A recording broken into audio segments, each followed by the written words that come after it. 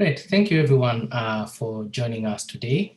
We are very excited to see you all and to kickstart the conference and with the debate. But before we do so, I'll invite Dr. Matthew Mabefam to give us an acknowledgement of country, and then we can start proper. So over to you, Dr. Matthew Mabefam. Thank you, Kennedy. I acknowledge the traditional owners of the land, the origin peoples of the Kulu Nation, on which I work and live, and recognize their continuing connection to land, water, and community. I pay my respect to elders past, present, and emerging, and I also acknowledge that sovereignty on this land has never been ceded. I say this acknowledgement in an act of solidarity. Thank you. Great. Thank you a lot, Dr. Mabefam. And welcome once again to everyone. As you might all be aware, today is this is the first session of the conference. We had a masterclass that was planned, an in-person masterclass, but unfortunately, due to the prevailing COVID restrictions, we could not get that going. It's been postponed. So if you're still interested and you haven't registered, please do so, and we'll communicate after the conference on when we'll have it. So I'll hand over now to the incoming president of the Africa Studies Group, Franca Vaughan, just to give us an overview of the other sessions that are part of this conference, so that if you're interested and you're yet to register, you can do so. So over to you, Franca. Thank you, Mbeva. So again, this is the Solidarity and Diversity Conference organized by the African Studies Group and Melbourne Social Equity Institute. My name again is Franca Vaughan, and I'm part of the team that put together this conference. Welcome once again. So we have an exciting line of programming for today and the rest of the week. So please bear with me. There's a few things that I want to highlight here. So later today at 4 p.m., Professor Mahmoud Mamdani of Makerere and Columbia University will deliver a keynote lecture on his new book, Neither Settler Nor Native, The Making and Unmaking of Permanent Minorities. If you haven't registered already, we encourage you to please do so, because there's a different link, Zoom link to, it's going to be a webinar, and there's a different link, so please do so. We have the panel days from tomorrow until Friday. The academic panels will be on Tuesday and Wednesday. The presentations and ensuing discussions will focus on themes such as solidarity, development, interventions, belongingness, and several other interesting topics.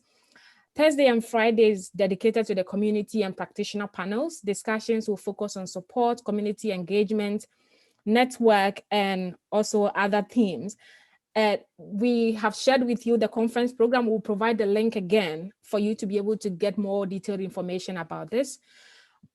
Again, please note that there is a different Zoom link for the panel day, so it's really important that you register for them. And then I want to highlight this. On Friday at 1:30 p.m., we have a second keynote lecture.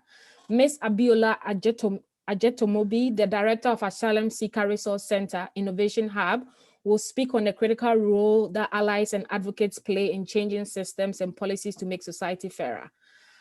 I want to say again, thank you very much for your time, and please continue to share the Eventbrite links with your friends, colleagues, and networks. We look forward to seeing you all in the other event. Thank you. Back to you, Mbeva. Thanks a lot, Franca. And just to introduce myself, which I should have at the beginning, my name is Kennedy Mbeva, and I'm the outgoing president of the Africa Studies Group at the University of Melbourne. Great. So before we get into the heart of the matter, I just outline a few housekeeping things for us to keep in mind so that we have a very smooth session. So first and foremost, because we are in the normal Zoom setting, please ensure that your mic is off unless you're speaking. Number two, feel free to get the conversation going on the chat. If you like a certain point, just emphasize it in the chat, etc., etc. If you have a light bulb moment and you really like a certain point that has been raised and you'd like to keep the discussion going on the chat, please feel free to do so. Also, this session is being recorded, and I'm sure you should have gotten a notification on the same as you are joining. So without much ado, I'll introduce the chairman of the debate, who will now take over the session from here. We're very happy, lucky, and privileged to have Dr. Samuelson Appau, who as the chairman of the debate. And Samuelson, as we like to call him, is a senior lecturer at RMIT University. And prior to joining academia, Samuelson worked in market research and brand consulting at Millward Brown in West Africa, advising clients such as Coca-Cola, Nestle, Unilever, and Etisalat. Samuelson has consulted for many startups and entrepreneurs on how to build and sustain strong brands in Africa. With a deep understanding of the African context where religion plays an important social and economic role in people's lives, Samuelson's research currently focuses on the interplay between religion and marketing, including religious branding, donations, marketing, communication, and how religious organizations attract and retain members. And when not researching or teaching, Samuelson can be found in a cathedral of performing arts or on a soccer pitch trying to put the ball in the net. But I can confess from personal experience that he usually misses the net most of the time. But we hope this time around he'll get to shake the net a little bit. So very much warm welcome to Dr. Samuelson Appau and our panelists, and over to you. Thank you very much, Mbeva, and thank you to the ASC and for organizing this great conference. And thank you all very much for being here. It's completely exciting to have the second edition of the conference. I remember last year when the conference was starting, for the first time. That was a very different world. It was uncertainty, definitely, but it was an uncertainty that we were uncertain about. The only difference between that and now is that this is an uncertainty that we are very certain about, that we live every day at a time knowing that a lockdown is not too far away from us. And that in itself is an interesting, for want of a better word, difficult transition. It's a form of liminality that we are consistently used to now. But wherever you are in Australia or in the world, I hope you're all doing well and you are safe, and you and your family, and thank you for joining us for this debate. So, as you all know, the debate is going to be between the University of Melbourne and the University of Newcastle.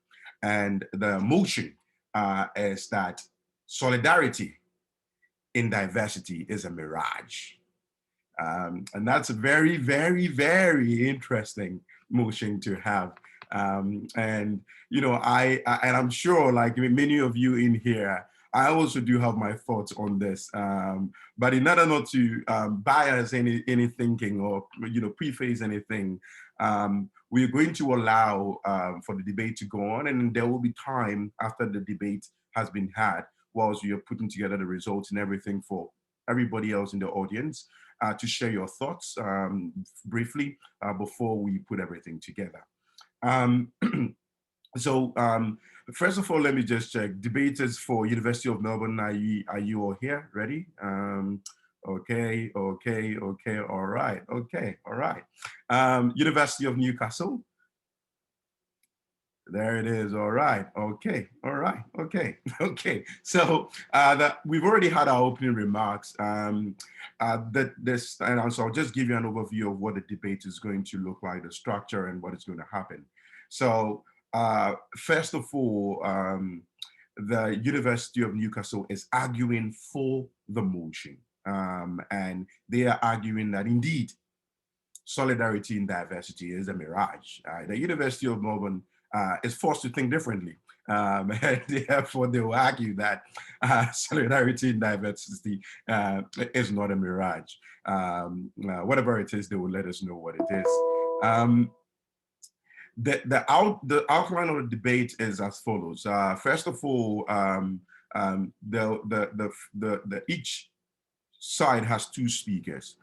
We are going to hear from the first speaker from the University of Newcastle, who will speak and present their argument for 7 minutes. Up to 7 minutes. You are completely welcome to speak for last time. And then after that, the first speaker from the University of Melbourne would also speak for 7 minutes.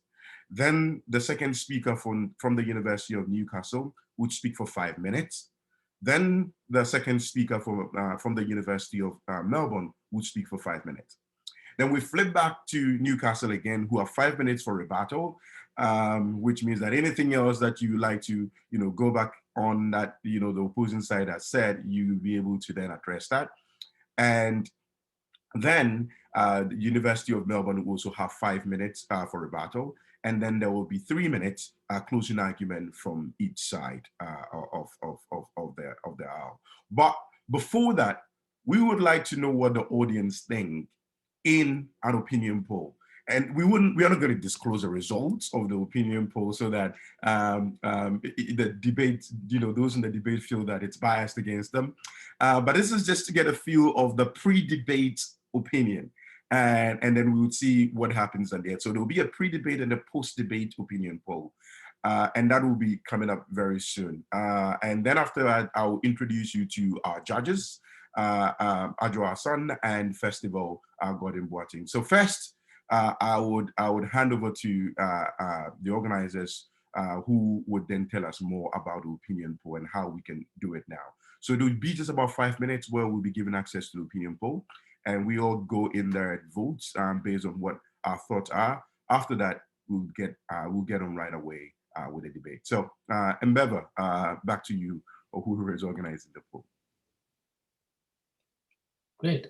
Simeon is running the poll for us, so thanks, Simeon. I think the poll has already popped up on our screens. So solidarity in diversity is a mirage. Do you agree or disagree? Please take the time to put in your vote. We'll give it about 2-3 minutes.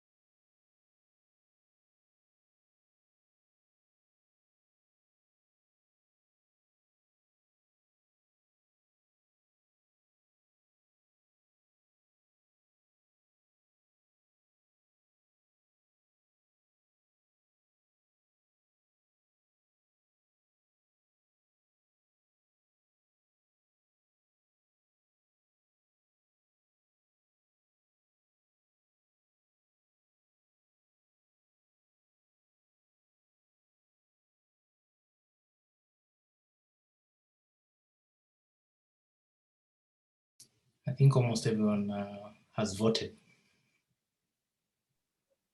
Fantastic. So, all good and ready to move on?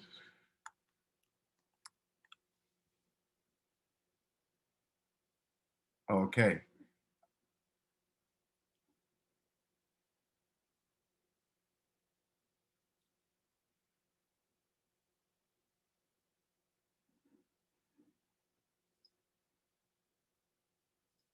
Just a sec.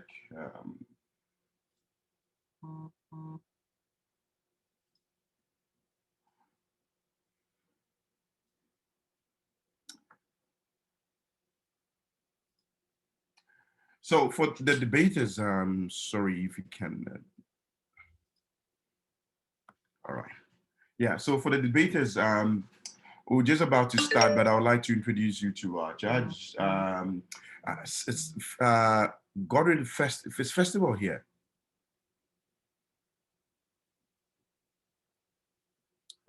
So Adjo is here. I can see Adjo is as our judge. She's from the University, Western Sydney University, studying a Bachelor of International Studies in Law and Critical Thinking. And she has a particular interest in the African affairs and perspectives. And she founded the first African-focused student society at Western University, Western Sydney University, the African Australian Youth Collective. And she is a 2021 intern with Australian Institute of International Affairs. And you've already met me. I'll be the co-judge as well. I'll be the timekeeper, a man of many duties. And for those who will be debating, you'll be seeing this from me. Whenever you have 1 minute to go, you see I raise this. So when you see this, it just means 1 minute. I don't want to disrupt your flow. So this is a reminder that you have 1 minute to go. Okay. So debaters, as first we're going to go to the first debater from the University of Newcastle. Are you ready? Who is our first speaker? That'll be me. I just need okay. to share this thing here. So Gordon, let me know when you're ready. Right. Just a sec, because I'll be ready now. Yep, I'm ready. You look like you were born ready. So arguing in support of the motion that solidarity in diversity is a mirage. Gordon from the University of Newcastle, you have 7 minutes. Fire away. Yeah, good afternoon, dear friends and colleagues. Good afternoon, panel of judges and fellow competitors on the other side. We from the University of Newcastle are arguing in support of the motion that solidarity in diversity is indeed a mirage. I would start by, just a second, I have to go back. Let me see.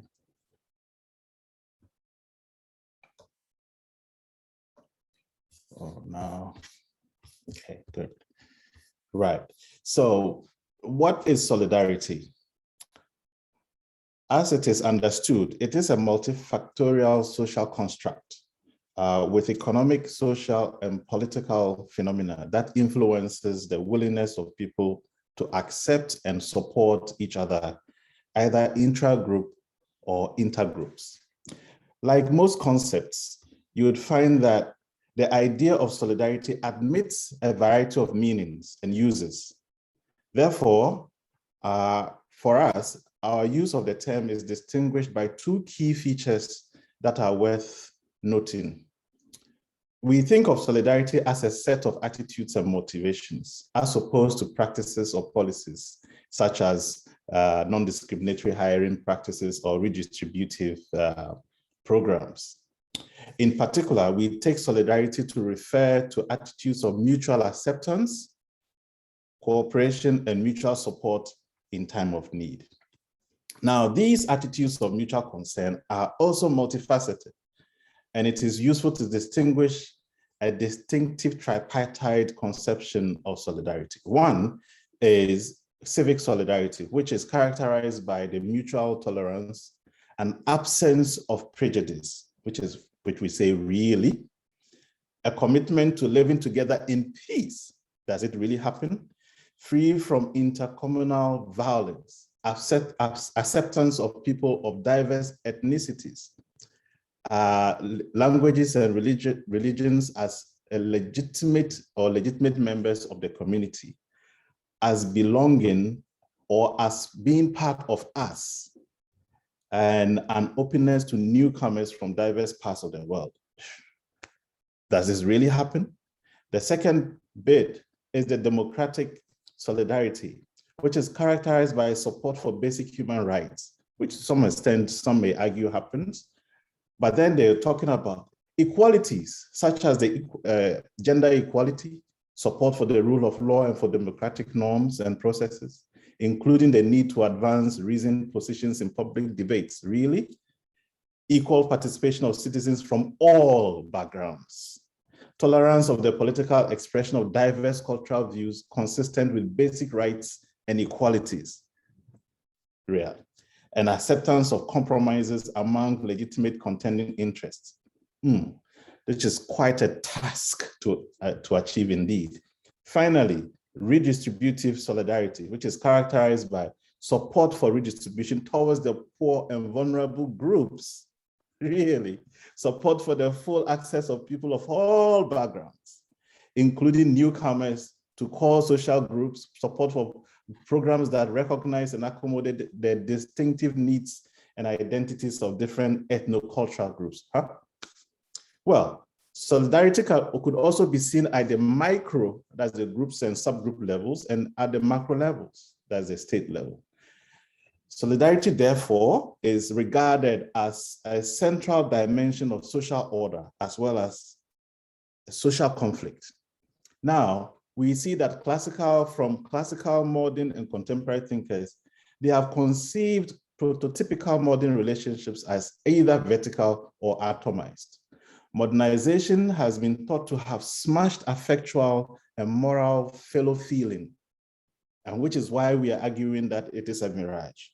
Because of the following: one, commodification and capitalist hierarchy as espoused by Marx, because of bureaucracy and individualistic asceticism as seen by Weber, because of the growing abstraction and impersonality of the collective consciousness, which allows for egoism and anomie, by Durkheim, postmodernity, which is typically seen as liquefying social ties and intensifying narcissistic individualism as seen by Bowman, or as creating new forms of verticality, for example, the disciplinary cage seen by Foucault.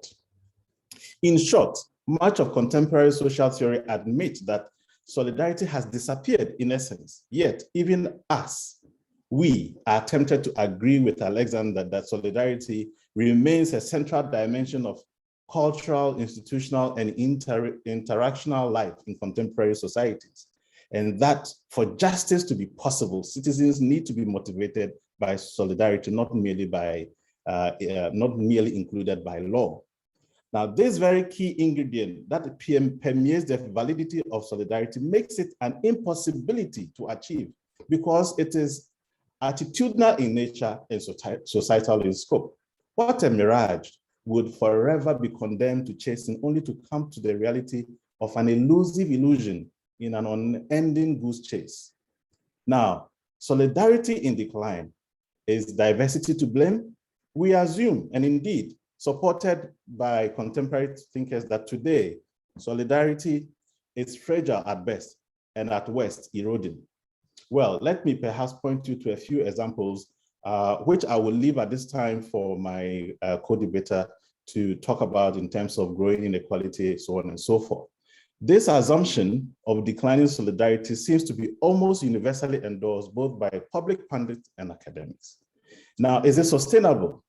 To sustain and maintain solidarity required a seamless interaction and integration at three levels. One, the sense of community. Two, the role of various agents. And three, the impact of institutions and policy regimes. I'd like to submit at this point that from the foregone arguments, solidarity is indeed a mirage. Thank you very much. Well, thank you, Gordon. You just about made it, and saved me the difficult task of having to force you to come to an uncomfortable halt. So thank you very much for making it right in time. Thank you. I encourage all debaters to also be mindful of the time as well, so we are fair to each other. Well, thanks for that. We flip over now to the first speaker from the University of Melbourne, who would be arguing against the motion. With the first speaker, who is the first speaker? For Kofi, that's you. Okay. Yes. So let me know when you're ready. The time will take away. And I saw that somebody, you can use the virtual applause for that, when you have it, when you after any presentation. It's all good. That's the world in which we live now. Yeah. Let me know when you're ready. Yeah, I'm ready. Okay. So 7 minutes, fire away. All right. Thank you very much, and good afternoon to everyone. I acknowledge the traditional owners of the land on which I live and work, and I pay respect to their elders, past and present. Mr. Chairman, panel of judges, timekeeper, fellow debaters, distinguished audience, thank you very much for the opportunity. My name is Kofi Bediako of the University of Melbourne, and I stand to speak against the motion before the House, which I quote, "Solidarity in diversity is a mirage," unquote. Mr. Chairman, I recognize the complex nature of solidarity, but in its basic sense, according to the Oxford Dictionary, it refers to support for one group or a group of people from the other side or considered as the other, based on shared feelings, opinions, aims, etc. In academic context, Emil Durkheim helps us by distinguishing between mechanic solidarity, which is based on similarity within a group, and organic solidarity, which is based on differences across groups. Based on this, if we look at Mirage as an illusion and diversity as difference, the motion before the House simply suggests that mutual assistance or support for people who are considered the other is unreal. There is nothing like that. That doesn't exist. Mr. Chairman, I stand to speak against this motion. I state categorically that solidarity in diversity is not a mirage, it is a reality. And I'm going to give you 4 solid reasons why this is so. 1, it is solidarity that ensures national or societal order. Mr. Chairman, at the macro level, the ultimate test of solidarity in society is social order. This is because if all people were to act in absolute disregard for the interests of others, there would have been chaos in society. I am sure we all agree that a multicultural society like Australia is orderly. Therefore, looking at modern societies that are predominantly multicultural and yet orderly, we can say that the question of whether solidarity in diversity being a mirage, it doesn't even arise. That question does not even arise at all. Of course, I am not oblivious to the fact that there are instances of discrimination and marginalization of minorities sometimes. But to point to this as evidence of solidarity in diversity being a mirage is a misunderstanding of the nature of solidarity itself. That is viewing solidarity as something that can be put on or off. That is, it is either there or not. Solidarity is multidimensional. And at best, it can be described as being at a low point or at a high point. Therefore, instances of uneasy relations can best be viewed as instances of low-level solidarity. Mr. Chairman, 2, democratic solidarity. We all agree that perhaps there is nothing that brings people together to work even when they see themselves as diverse with regards to democracy. As the saying goes, people agree to disagree, irrespective of differences in culture, religion, political preferences, and the like. Democratic societies are united by their shared values such as freedoms, political participation, rule of law, and human rights. It is these shared values that make them come together to resolve issues, even when they arise. 3, the multifaceted nature of identity provides countless opportunities for solidarity in diversity. Mr. Chairman, the nature of identity makes any claim of solidarity in diversity being a mirage a mistake. The pillar of diversity is identity and culture. And in most cases, those who refuse to act in solidarity with migrants and minorities point to a threat to their culture. They see minorities as irredeemably different. This position ignores the fact that identity is multidimensional. Therefore, some people can disagree on certain points, but have other instances where they are united. A typical instance is the recent LGBT community march, where police officers were considered not welcome simply because of their previous hostilities against the LGBT community. However, some members of the police who identify with the LGBT community rightly pointed out why only one side of their identity was used to disregard their loyalty to the group. So the point here is that no single marker of identity can quench the flame of solidarity. We see cross-cultural partnerships every day, including friendships, marriages, and the like at the micro level. These have the effect of impacting on macro level solidarity, even when it was low in previous years. 4, and my last point, Mr. Chairman, global level solidarity also demonstrates that solidarity in diversity is not a mirage. Mr. Chairman, across time and space, people as diverse as can be have always found ways of working together.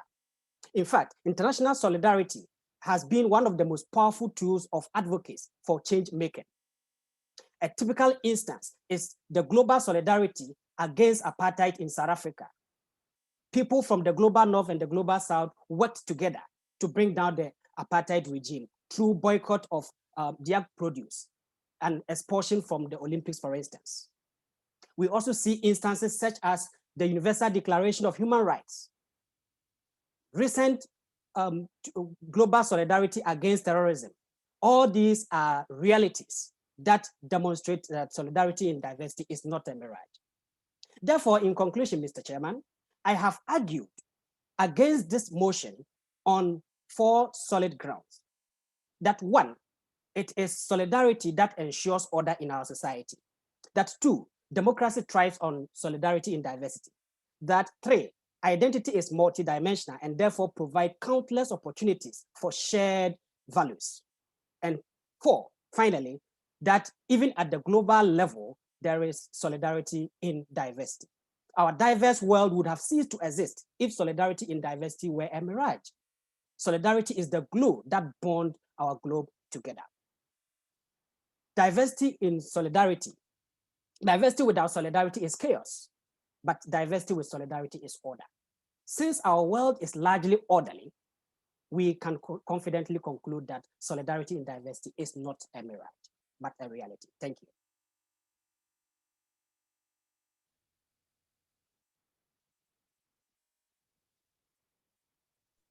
Thank you very much. Thank you very much, Kofi. And so first punch is thrown. Gordon and Kofi have energetically made their points.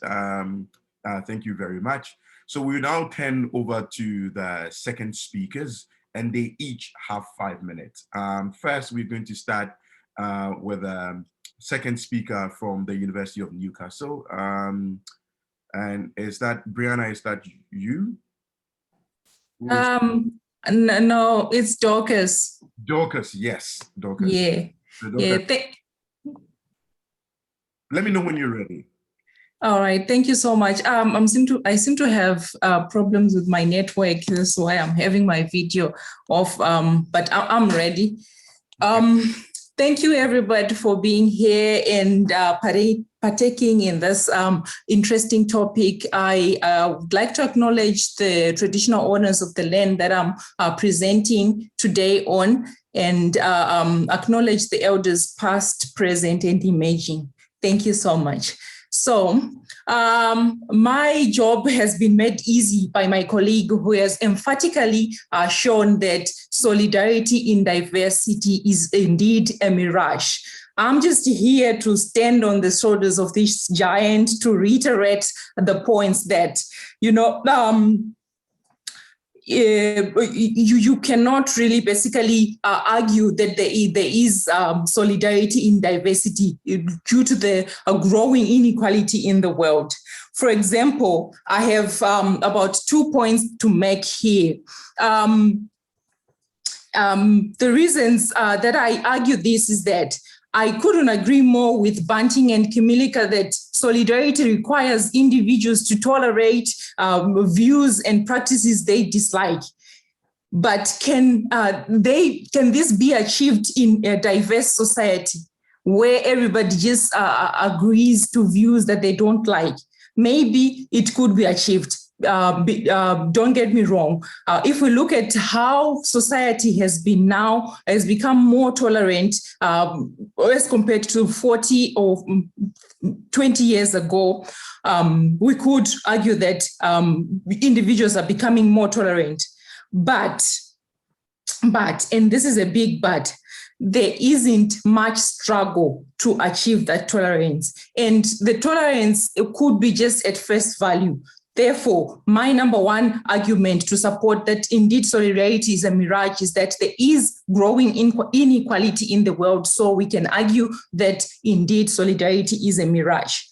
Number two, solidarity is hard to achieve and attain in the light of the fact that it is not easy for the rich and powerful to accept democratic decisions that go against their beliefs and interests. We can see this in the rising support for parties that cut taxes for the well-off while cutting benefits for the poor. Well-off members of society are finding it hard to moderate the pursuit of their own economy, their own economic self-interest to help the disadvantaged. Here, I can give an example of a recent occurrence, the race to space incident where, thank you so much for the image, where, there was a barrage of attacks on the priorities of the super rich. The world is literally burning. There is world hunger and debilitating climate change effects and the impacts and climate change effects and its impact, but people choose to go to space instead. A search on the internet returns millions of hits, and one particular one is the one that I've shown you, where somebody says, imagine a world in which instead of racing each other into space, billionaires competed over which was the first to eliminate poverty and disease. This is but one example to show that indeed there is solidarity is a mirage, because there is growing poverty, world poverty and discrimination, disease and hunger, but people choose to the super rich that could assist, choose to prioritize other things like going to space. Another example to support our point is that there is growing increase in parties that scapegoat minorities. And we can talk of this in the context of the fallacy of nationalism. There is also the hardening attitudes towards recipients of state support. We have seen today that for the disadvantaged and those who are lacking to receive state support, there are just justifications and judgments that are thrown upon them. Who are they? And there's this attitude that do they deserve the welfare, and are they grateful for that support that they are receiving? They are also asked, are they going to help others when they are given that support? So these are the things that bring us to the conclusion that indeed to talk of solidarity in diverse societies is but a fallacy, an optical illusion, and mirage indeed. Thank you. Thank you very much, Dorcas. Just about time, so thanks for running that up. The time does run fast when you are energetically presenting your ideas. Thank you very much. We will now hear from the second speaker from the University of Melbourne, who would be arguing against the motion. Who is the second speaker? That's me. Oh, Brianna, that's you. Yes. Hello. Oh, yes. All right. All right. So let me know when you're ready, and then we'll fire away. All right. Lovely. Well, thank you so much, Mr. Chairman. Thank you, distinguished guests, audience members, and judges. My name is Brianna Delfs, and I would first like to acknowledge the Ngarigo people, the traditional custodians of the land from which I join you today. And like my colleague Kofi, I stand against the motion that solidarity and diversity is a mirage. And as Kofi noted, the very existence of humans on this earth should be sufficient evidence, but I will argue two more points of proof. And the first proof is historical. The second is simply logical. First, all solidarity is necessarily expressed in the context of diversity. This is clear. But throughout history, there have been expressions of solidarity that have failed to realize their intent. And this gap between intention and outcome tempts us with nihilism. But we are getting better. And I say we as a member of the ethnic and national groups that are implicated and historically responsible for so many of these failures. And also as a member of thought communities which have long prioritized the Western canon to the exclusion of many others. And although we have missed the mark before, I argue that we're getting better at aligning our intentions with outcomes. And I argue that we better understand that in fact, solidarity is strengthened by valuing diversity. For example, it is increasingly popular and accessible knowledge that the projects of salvation, be it delivered by European missionaries in the 19th century or the volunteer industry of the 21st, have been projects that deprive rather than affirm the dignity of their targeted communities. We know this to be colonialism that ports the language of solidarity, but not its substance. And so reflection and history have made us increasingly wary of exporting unskilled laborers to build houses in foreign communities. In its place, we understand targeted donations to community-led projects to be more substantial expressions of solidarity. In a second example, we recognize the transparency of slogans like "I don't see color" and like "All lives matter." And we see them as erasures and devaluations of diversity. But we know that it was not the erasure of diversity that nourished a global movement. We see it was the affirmation of diversity, the affirmation that Black lives matter, which fuels the ongoing global and local network of internationally and intentionally expansive, inclusive action. And we, the latecomers, are learning that often solidarity is better communicated by relinquishing control over white, vocally dominated spaces, rather than screaming about the homogeneity of experience. And to my second proof, I argue a simple logical statement as to why solidarity and diversity is not a mirage. We return to what a mirage is. A mirage is a deception. It is the appearance of some object where one is not, caused by the bending of light. And this appearance may be an indirect image of something we would otherwise not be able to see, or it may be a reflection of the sky, leading us to believe that it is something altogether different.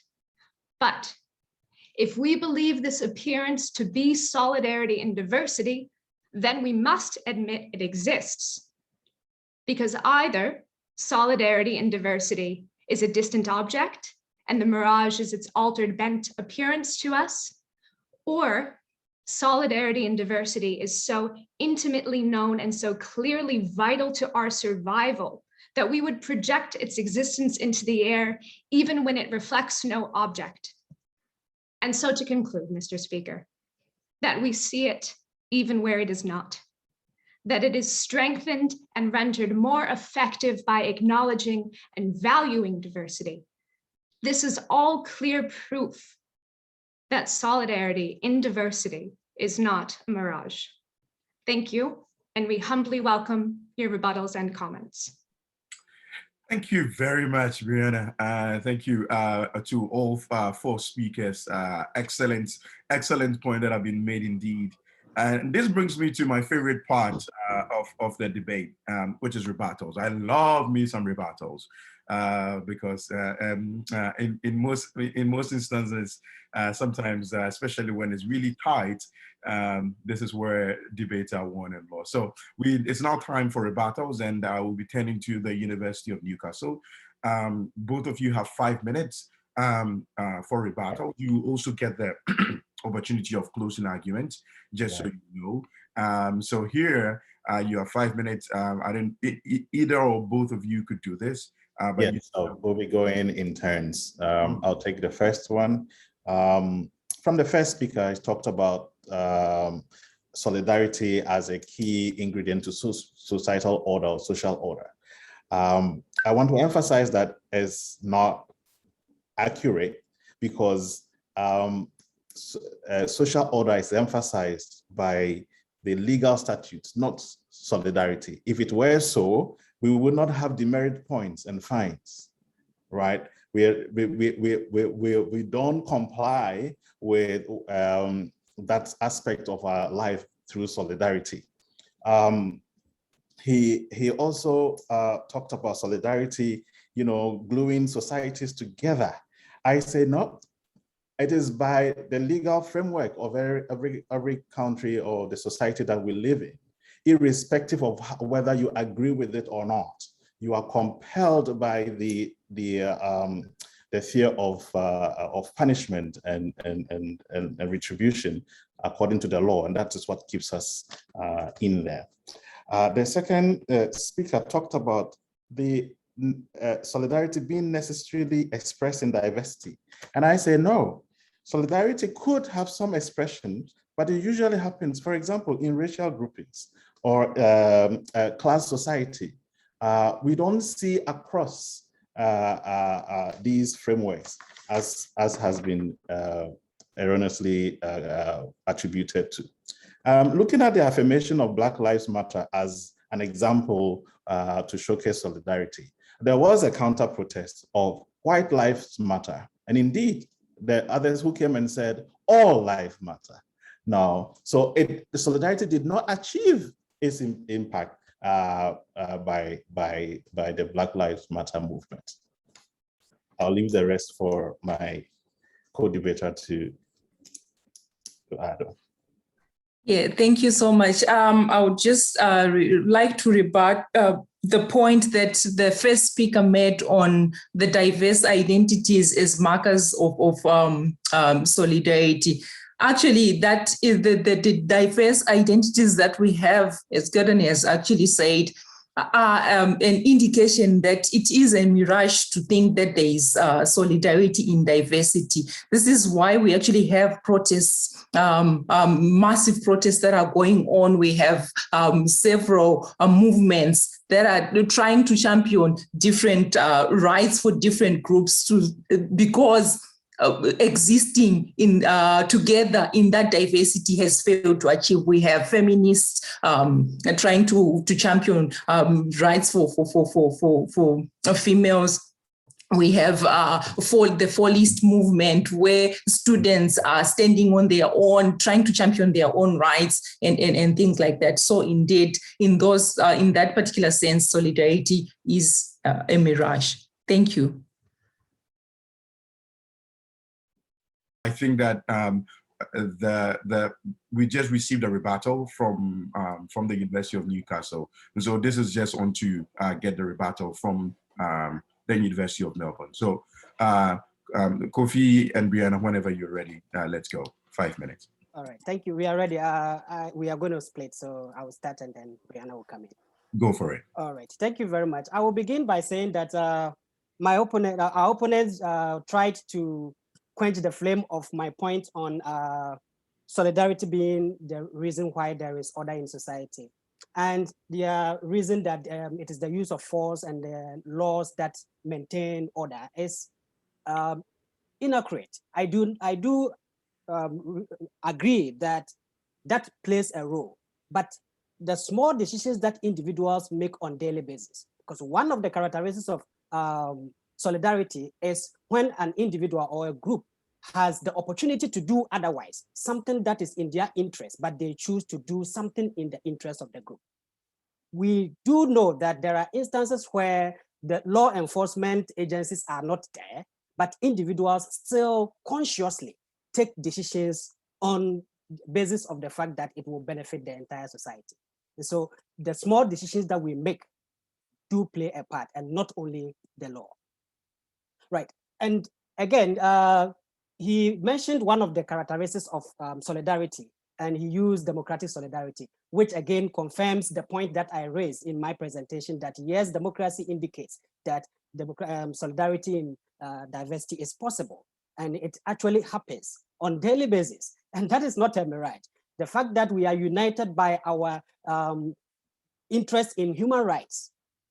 When we say we are not necessarily saying that the entire world is coming together. I think that is the illusion in their thinking, which is making them make such a claim. Even when, again, as they said, that it can happen in the micro level. So even when two people are able to work together, that is a demonstration of solidarity in diversity.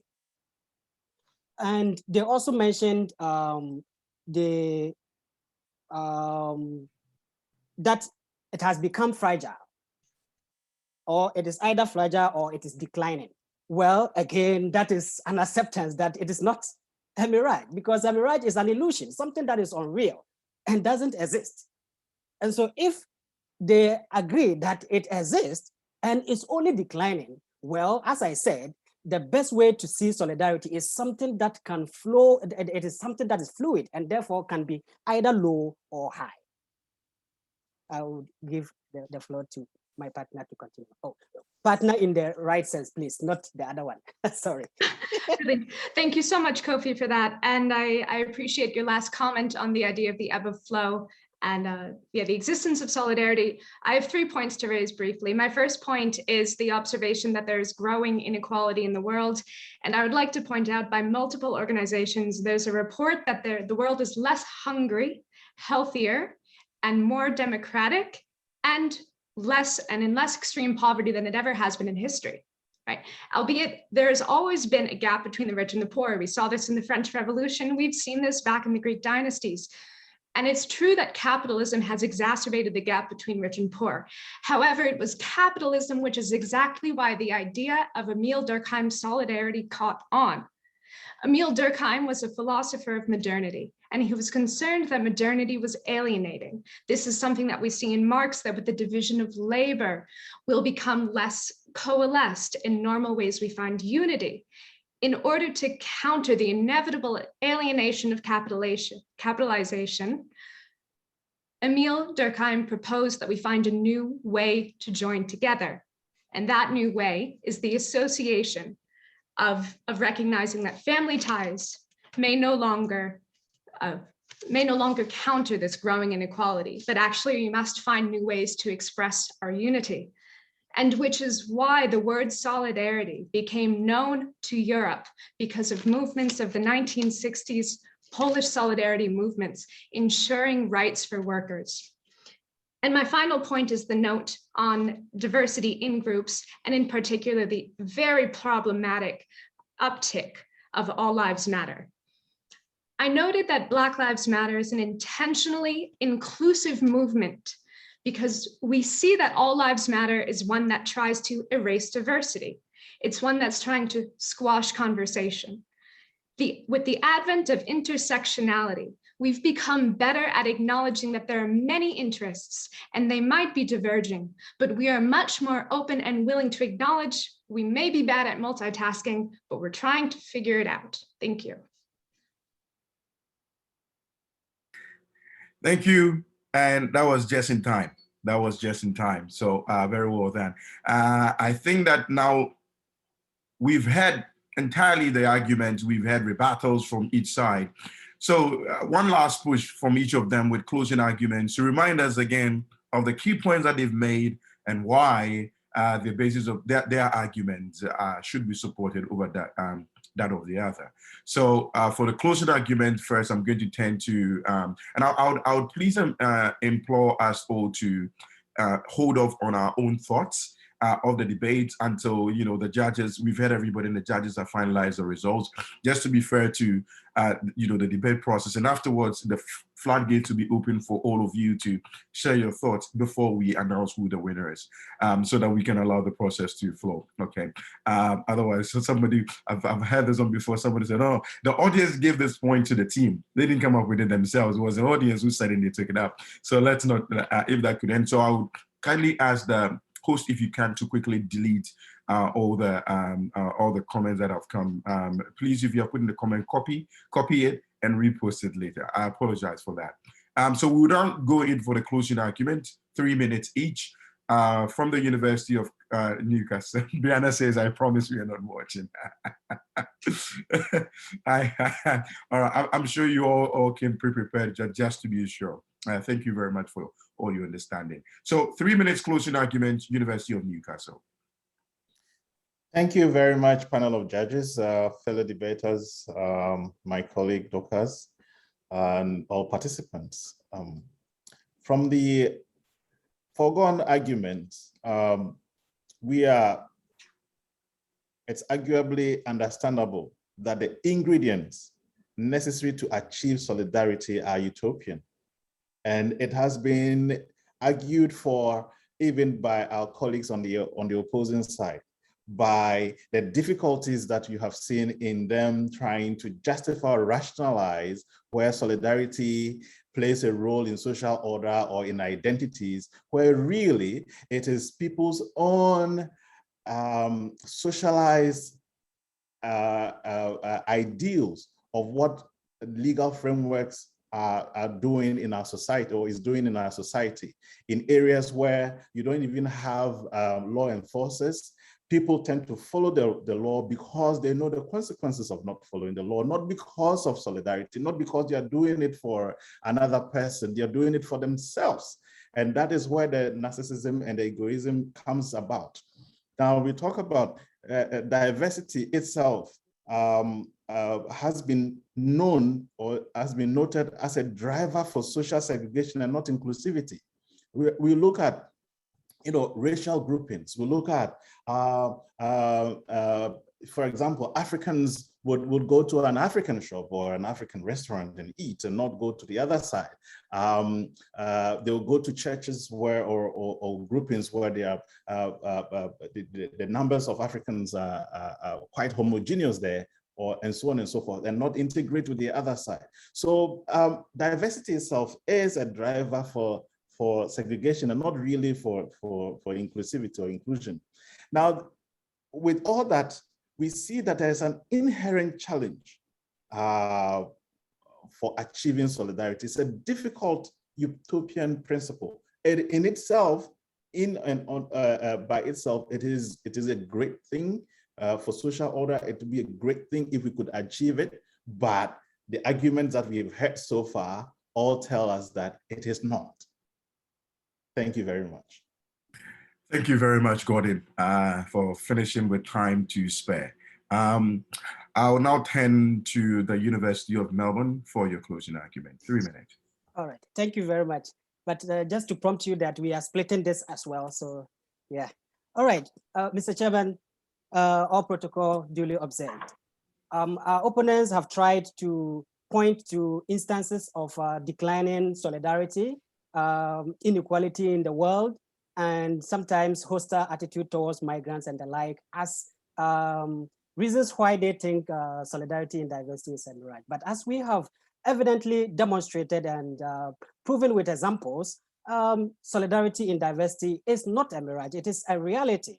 And to quote Mary Parker, she says that, quote, "We attain solidarity only through variety.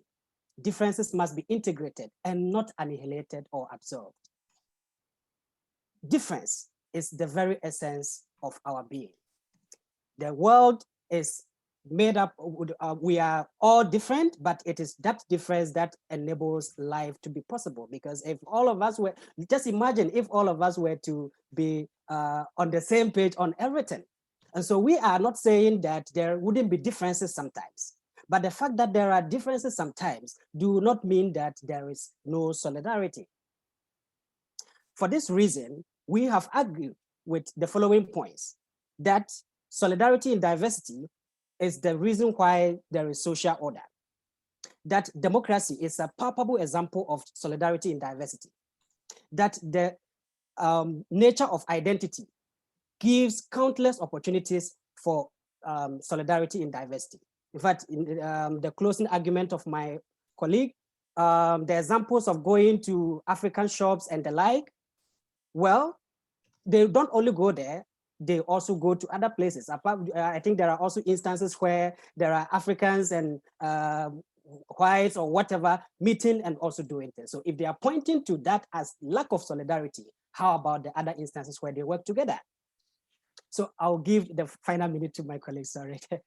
Thank you, Kofi, that was so well worth it. So to summarize, history has shown us that solidarity has compelled us at every level to act, even in the context of discordant interests, and when presented with an option of ignoring, we have chosen to engage.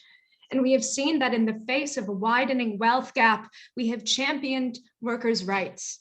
And in the face of invisible structure and justice, we're having better conversations about how to balance diverse interests, even though we are very bad at multitasking.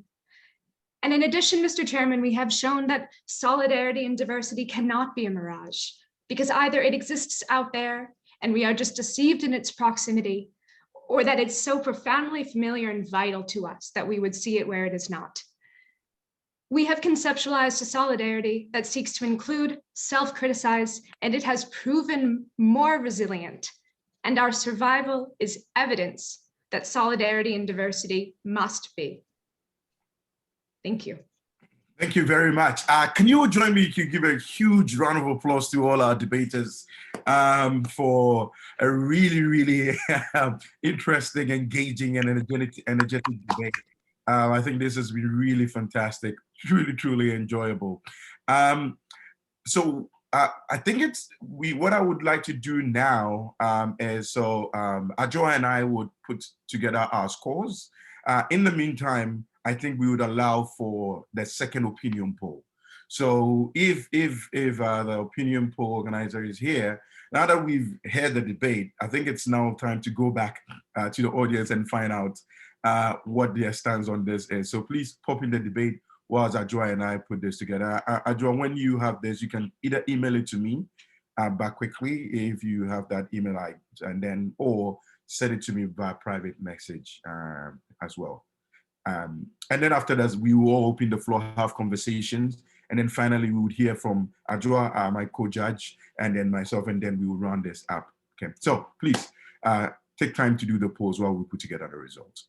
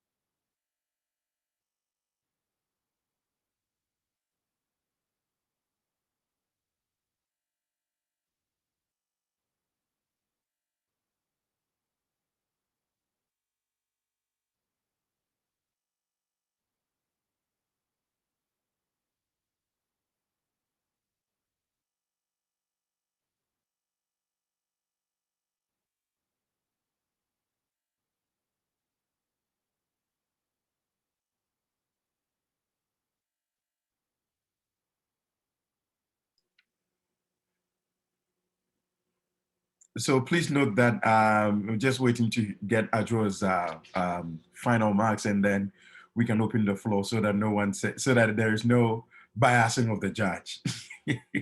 And very soon as well, I'll have the before that I'll have them announce the results of the poll as well. So just a sec. In the meantime, there's been a number of comments that have come through here that are interested and engaging, and definitely everybody will get a chance to also share our 2 cents.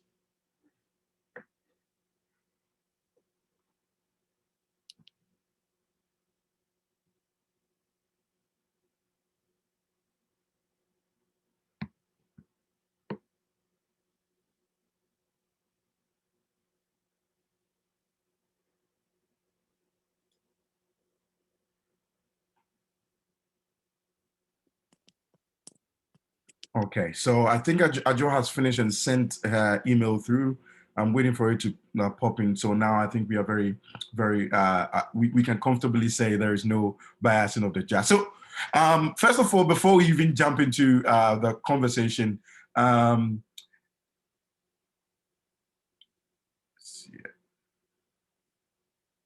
Kennedy, I'm Bev. I'm not sure if you're the one with the poll. It's either you or Simon. Can you tell us what was the pre-opinion poll split like? Yeah, so let me, I can share the results of the opening poll. Yep. Let me know if you can all see that. Yep. So that was a split right down the middle. And yes, yeah, I think that just shows how good the question was as well, which is fantastic. So that was the opening poll. Yep. Would you like me to share the closing poll? Yes, please. Let's see if any minds have been changed. Okay, so there's been a flip over of probably one or two persons onto the other side. So, which is interesting, boding for what the results would be from the judges as well. But now it's time to hear from everybody here. You've heard the argument. You also obviously have your opinion. What do you think? Is solidarity in diversity a mirage? And you can do this by raising your hands or by dropping, so that you speak, or by dropping a comment. Yeah.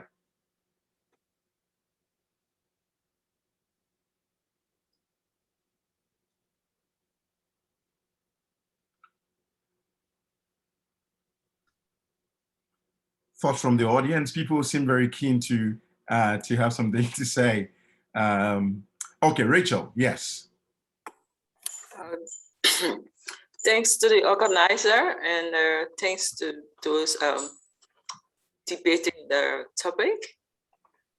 I want to disagree that diversity in solidarity is not a mirage. I would look at it, because it's my background, public health. I'm looking at it from I will give some evidence from the public health perspective, or experience I will share from public health perspective. Like, take for example, the onset of the HIV epidemic in the 80s, and to where we are today with the epidemic. We found out that because the world came together and had one goal to mitigate the impact of HIV, today we have antiretroviral drugs in the most remote villages of Africa and Asia. Today we have test kits available. Today we have people living longer, because these are global intervention. So I from that background, I think it's not a mirage, but I do have reservations. And those reservations are that in some of these engagement that promotes diversity and solidarity, there are inequalities, right? Because I'm looking at it from my experience implementing large skills grant. So for example, this group has given this country, an African country, about a couple of $1 million. But technically, if you look at how much of the millions go back to the funders and how much goes directly to the communities, right? Though the few millions that go back to the communities, to the beneficiary, it do mitigate some of the social condition or the health condition. It does mitigate some of the health conditions or social condition, but there are a lot go back, and that that word I have a reservation. And if you look at in terms of opportunities that are afforded, let's just look at the hierarchy of some of these large-scale grant organizers. Look at the hierarchies. See, countries that have the main problem or that have the skill problem and they experience the day-to-day problem. They know their country context, but some of them are not seated at the decision-making table. All right. Say if you're making a reapplication for a grant, a justification to continue after the first phase of your grant, you don't have people sitting down at that table to tell them that, look, this community is remote. This is why we put in 4 gallons of fuel per day for a motorcycle. There's no one there to give the actual experience. So people look at what data that's presented to them and not feeling the reality and making those decisions. So most time at the hierarchy of this decision making, people that should be impacted are not represented at this hierarchy of decision making. So that's what I wanted to say. Thank you for the opportunity. Thank you very much, Rachel. Interesting point. I just to ensure that we can get more people also speaking, I think I would like to keep our comments to about 2 minutes each, so that we can get many people speaking. Mariam, I think you had said you had something to say. Yes, please go for it. Thank you so much. Let me begin by saying thank you so much for everyone that participated in the debate. It was so riveting. My name is Mariam. I come in, I work in the juvenile justice space across Victoria and was formerly a journalist. When I think of diversity and solidarity, I do lots of community work with particularly young Black people. So this is a thought and a question that I'm always thinking about on a very small scale. How do I get young people, or particularly young people that feel marginalized, to come together to do something where it feels like nothing really happens? So essentially, I just wanted to share some of my experiences and thoughts following this conversation. And I think for me, solidarity exists, but diversity feels to be weaponized more and more for particular agendas in different parts of this world. And I feel that solidarity has existed in different ways in different cultures in different countries for thousands of years. I think the problem, and this might be me coming in from a journalism perspective, but it's this idea of, do we have a united definition on something? When we say solidarity, what does that really mean? How do we measure solidarity? How do we keep people accountable for those that participate in solidarity? It feels like a process, and it also feels, as a young person, that not lots of people are kind of tracking what it means on a local level and on a global level. So I guess in response to the question, I believe it exists, but I believe that people don't want us to believe it exists for greater purposes. And that doesn't necessarily mean it hasn't ever existed. I think now it feels like solidarity doesn't exist. And I think that for us to think that it doesn't exist means that it's achieving its purpose, which is that we can never come together, which is that nothing can ever change, which is that we are not the agents of our own future. So essentially, I feel that, again, on a grassroots level, as someone that works with a lot of young people that feel that nothing will ever change, I believe firmly that solidarity exists. But diversity is something that I, even as someone that identifies as a person of color or Black, it's a term. It has certain connotations, certain definitions that I think in more instances is used weaponized in a negative way, in a way that, helps those in power and not those that are participating in a peaceful, healthy, proactive society where we can all feel like we belong. Okay, I think I'm done. Thank you so much. Thank you very much, Maria. That's interesting. I will turn now to Matthew. I think Matthew, I don't know if it's a legacy hand, but I think your hand is up. Yes, my hand is up. Thank you very much. Yes. Wonderful debate, and I was just really admiring the points that the various sides of the debate were actually making. But to get to my point, I think one of the things that I've learned from this platform is that none of you disagreed the principle of solidarity. I think what is at core is its quality, and the fact that I agree in principle that solidarity exists, and sometimes it is declining is an evidence of the fact that solidarity is not a mirage. I think I like to, one point that Brianna made, we are getting better at it. And the fact that we are getting better at it means that we are working on it, and we cannot say solidarity is a mirage. I actually think I support the motion that it's something that is achievable. There are weaknesses, and the fact that we are identifying the weaknesses, we are halfway fixing it, and I'm very hopeful that we will achieve it. Thank you. Matthew, thank you for keeping it short and snappy. I appreciate that. Linda, I think you said you are not able to raise your hand. I've just seen your comment here. So Linda, I'll let you go for it. Thanks very much. I guess I just wanted to firstly note that I found it interesting that it was said that legislation and legal frameworks are often what keep people in check in terms of law and order and making sure people are sort of compliant with diversity and able to live or coexist. But I almost would argue that policy and these legal frameworks are not really developed in a vacuum. And so they have to be responsive to what community is thinking or wanting, or what the general consensus in the community is. And I think that because we see so much of our legislation and legal frameworks today are moving towards or maybe even promoting diversity and solidarity and diversity, that perhaps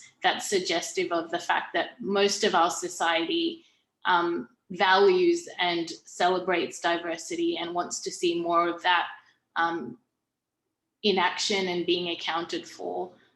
So I would argue otherwise, I think, on that point. Thank you very much, Linda. Michelle. Thank you, guys. Thank you for having me. My name is Michelle. I'm a proud Yorta Yorta woman. I'm up here in Djadjarurrung country near the Murray River. I work for Victorian Aboriginal Community Controlled Organisation, the health organisation, the peak body. I only have one quick point, and that is around the word mirage. When I was growing up, I was taught that a mirage was something that didn't exist. So for me, for the Melbourne team to win, they only need to have one example of solidarity in diversity. And for me, that would actually be me being here with you guys in this meeting is an example. So yeah, just a quick short point. I'm sure they're wishing that they have thought about that, right? You can see the diversity in the room right now, and that could have been a really powerful punchline for them. But thank you for pointing that out, Michelle. I think Surjit, please, if you've already spoken, I would ask kindly that you lower your hand. So that I would differentiate between the legacy, the hands that have been raised and those that have already spoken. Surjit, if you can hear me, please go for it. Yep, I'm going to muddy the waters. Yes, solidarity works. It's not a mirage. You know, we got rid of slavery, colonization, countries achieved independence. But the gap still exists. In Australia, we don't have the Indigenous people being represented, nor do we have in a multicultural Australia. The parliaments are, only one color really, with the minorities not being represented. And then if you look at, the Black Lives Matter and the statues being brought down, it created a division. Look at populist governments, they're all going in one direction. So I think it's a work in progress. Solidarity and diversity hasn't quite achieved. It has done some really good things, but there's a lot of work to be done. Thank you. Thank you very much. I was painting for somebody to come in and go that other way, right? Because I'm thinking, where are the 48% people? Even if the 50%, where are the 48% of us who argued against, or maybe I've not been calling them. So I think on my screen now is John Vaughan. Just kind of wanted to touch on Dorcas' point about these, the space race that we're all witnessing at the moment with all these billionaires. Obviously, there's no debating that that's a very, egotistical thing that all these billionaires are trying to do to get to space. But I think you can't ignore the fact that space represents hope to a lot of people out there, and the solidarity within that movement, that if we can get to space, we can find other resources and bring that back to the planet. And we're not doing all of this polluting to our own planet. We're finding resources elsewhere. So, I guess it's the same point that a lot of people are making, that there's both sides to this, and there's a lot of work to be done. There's solidarity within some things, but then within that, you find people aren't solid within that movement, is my point. Thank you very much, Sean. Interesting point. Mauro. Thank you for the organizers for such a great event. I'll be succinct. I think perhaps there are two different questions that the motion invites, and perhaps the answer to those questions are opposing. So if we see the motion as, is there solidarity in diversity, it could be argued to answer no, given our more recent social classes, let's say. The other question could be, should we pursue solidarity in diversity? And I think that's an unanimous yes, given our aim to build an inclusive society and start thinking about what systems could be implemented for that objectives. Thank you. Thank you. Thank you, Mauro. Prince.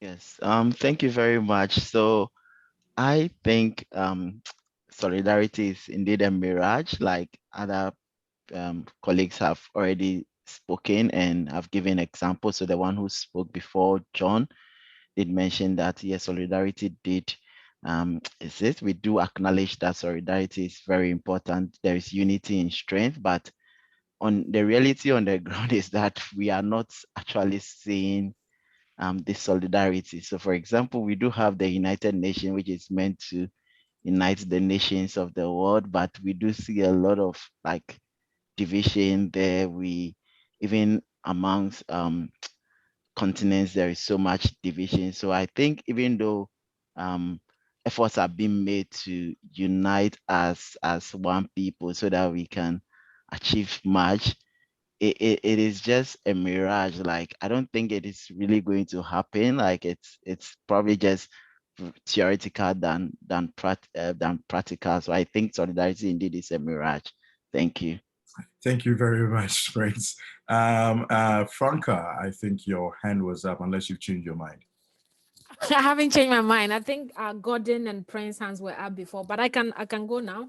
I just wanted to say something in support of the argument that Sajid just said about, yeah, there's a resistance of solidarity, but then we cannot ignore what is also going on around the world, which suggests that we are not doing as well as we can. And we can point to the growth of nationalist politics in the global north, especially in Europe, and Brexit is an example that was built on trying to exclude, like, it was actually built on the topic of immigration and trying to exclude migrants and other people who are seen not to belong. We can also talk about the election of Donald Trump and his own campaign. Of course, some will argue that, oh, America found its way back and have been able to kick him out of power. But come on, we got to the point where he was elected with everything that he holds dear. To me, that suggests that, yeah, there might be some solidarity, but there's a long way to go. There's a lot of cracks within this solidarity that we claim to hold. So that's my argument. Thank you, Chair. Thank you very much, Franca. I think so far everybody has spoken except Gordon. Gordon, I've kept you for the last because you've been debating. I'm thinking, what possibly more do you want to say, Gordon, that you have not already said in the debate? So that's why I've done that to you. I'm sorry for that. No worries. I wanted to give everybody the chance to speak, and then this time I'll come to you. So Gordon, I think everybody has spoken now, so go for it. Thank you. Fair enough, Samuelson. You know, I've taken off my debate hat and now talking plainly as the real me.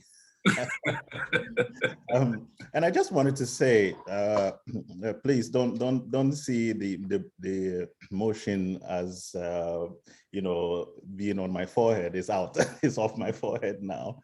But I wanted to say that, you know, solidarity really is at the core of our shared humanity. In all of that has been shared by conference participants, the successes that solidarity has achieved over the centuries, over the ages, it all just points to our shared humanity. And that is the only thing that when we call on, it resonates with everyone, irrespective of their identity, irrespective of their creed, irrespective of their views and thoughts. Our shared humanity flows within us and out of us naturally. The other, which Mariam mentioned about the weaponization of the diversity, is what we see. The shortfalls of solidarity has come about from the weaponization of diversity. And that's what we see even in Australia. We're talking about, you know, the Aboriginal population not represented. We've heard all kinds of stories about what has happened to the Aboriginals and Torres Strait Islanders population within this country. It's all not because of not something negative on solidarity, but it was the weaponization of identity as against them, you know, and legislating so that they cannot become part of us. That is what has continued up until now.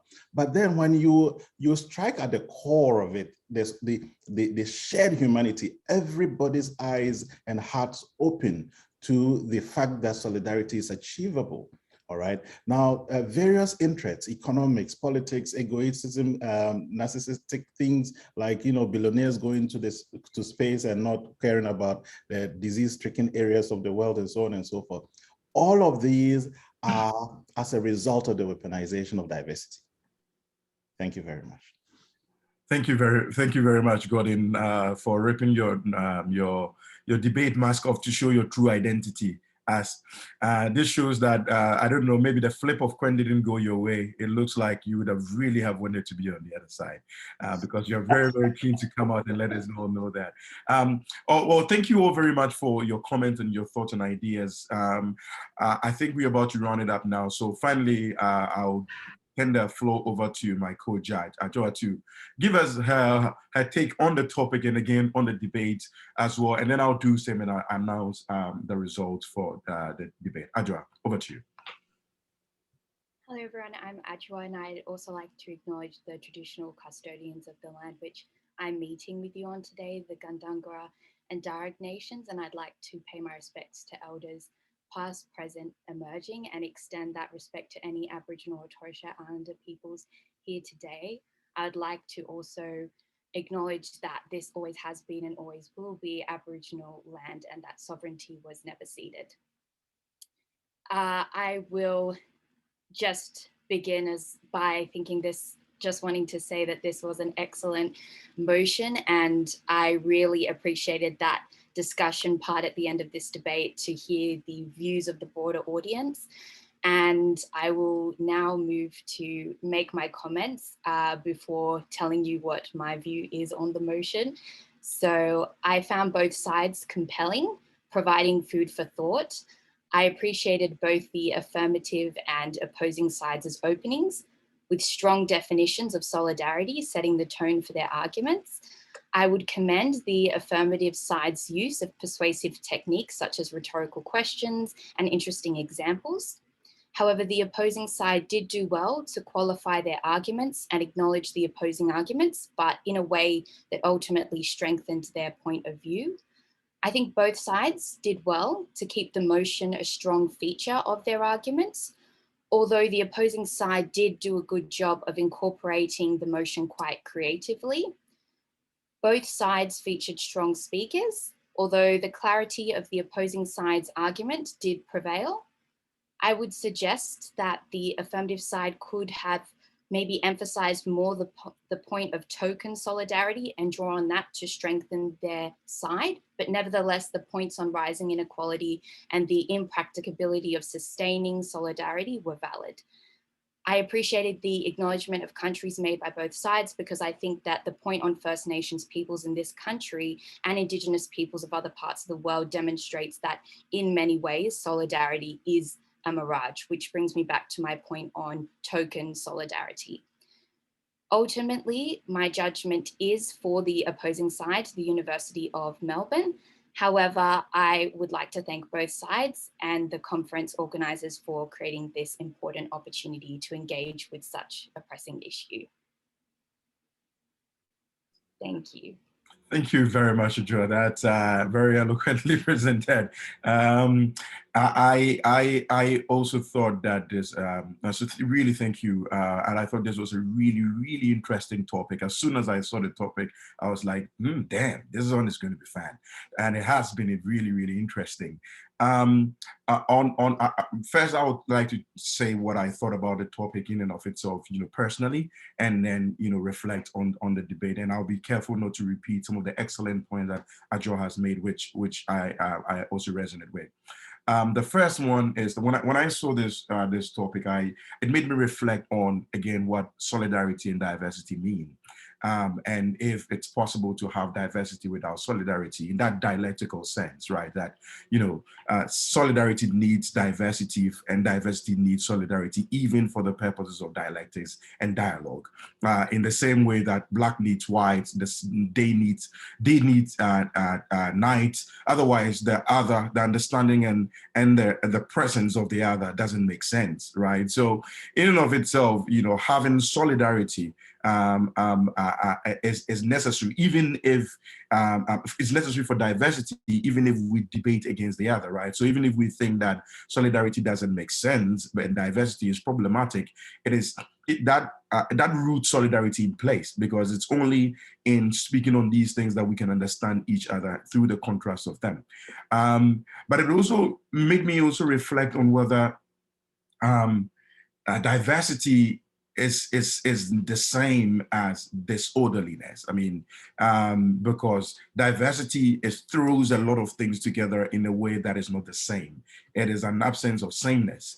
And so in this sense, it just made me really think deeply on, because whilst, both sides were very good in explaining what solidarity is, there was not much that was reflected on what diversity is, right? So sometimes diversity is represented as disorder, as chaos, and that is where sometimes the problem comes from. And so if it's representing that order, then it makes me also wonder whether solidarity is about something that is monolithic, right? That solidarity necessarily means sameness. And I've often joked with some of the guys, and I've said this before, and I've said that I believe that if all people in the world was the same age, same race, same height, same gender, same sexual orientation, we would still find a way to discriminate against other people. If everybody was exactly the same thing, even then we might probably say, yo, you guys, you smile too bright, so we don't like you. So there is always that. So it makes me wonder that, is diversity the problem to solidarity, or in and of itself, there is something else at the core of human existence that we need to reflect on, right? So those are the things that made me reflect. Rather than having an answer, this was very thought-provoking for me, in that it made me reflect on some of these key issues. In terms of the debate, I think Adjo has made points that I would have made, so there is no need to repeat them. I thought that both teams did an excellent job of attacking the issues, but in the end, I think that the opposing team is just based more or less on the technicality of the topic, and whether it's a mirage or not, we're able to, present arguments that, especially with the rebuttals in the second presentation, that we're able to turn things around compared to what the affirmative team presented. So that's just briefly what my thoughts are. So to put it together, I think it's very clear how both judges leaned, and we leaned the same way the audience leaned. Because you can say even Gordon has leans on the side. So the final score, Adjo scored it. It's supposed to be out of 16 from our scoring card. Adjo scored it 11-15 for the University of Melbourne, and I scored it 11-12 for the University of Melbourne. So congratulations to the University of Melbourne for winning this debate. And thank you all very much for being part of it and for your great argument. This has been truly, truly engaging and interesting. And I'll turn over to the organizers to take it on from the next steps. Thank you very much. It's been an honor. Wonderful. Thank you so much, Samuelson. So I think you'll all join me in a round of applause for a very capable and very fantastic chair of the debate, Samuelson. We'll also give a round of applause to our fantastic and unbiased judges who've helped us to come to a conclusion and draw an opinion on the fantastic debate. We'd also like to have a round of applause for our fantastic debaters who really stood up to the occasion and they delivered on the promise. Fantastic debate. And last but not least, a huge round of appreciation to everyone here for not only availing your precious time to attend, but also participating in various ways through the chats and comments, etc. So as we conclude, we're very happy this is the first session. It set the momentum, and someone raised a very important point in the comment on that the time is very limited for a very interesting topic. The good news is that this is the first of several sessions of the conference. So we have a keynote lecture today at 4 p.m. That's at the top of the hour that you should not miss if you get a chance to attend, where Professor Mamdani will be picking on one of the sort of contemporary issues that we all care about and unpacking it based on a new book that is just written, but also connecting it with practical experiences that we have. That will really move the discussion to the next phase. And as my colleague Franca said, over the coming days, we have another keynote speech and other panel presentations that will really help to unpack this theme. So you're most welcome to join the other sessions at your convenience. And thank you so much for taking your time. Let's keep the conversation going. And great, I'll see you all in the next session. Unless there are any other comments to be made by my colleagues, is there any other announcement or comments? No. So for those who are yet to register for the next session, please check the links on the chat. Yes, Matthew. Yes, I was going to just check in on the award for the team. There was a prize for debating. Yes. Yeah. So the stakes are very high, and this is maybe part of the reason why the teams prepared so well. So the prize for the winning team, which you should have announced in the beginning, is of course there'll be a certificate for both, just to acknowledge, for evidence of participating and winning the debate. There'll be a plug that will inscribe the names of the winners, just to, like having a solid form of appreciation. But then there's also a cash prize of $300 that will go to the winning team. But all teams will get a certificate of appreciation for taking their time and effort to participate. Thanks, Matthew, for the reminder. Great. So thank you all for your time. And for those who can make it, hope to see you in the next session and subsequent sessions as well. Details are in the chat. Please join and see you then.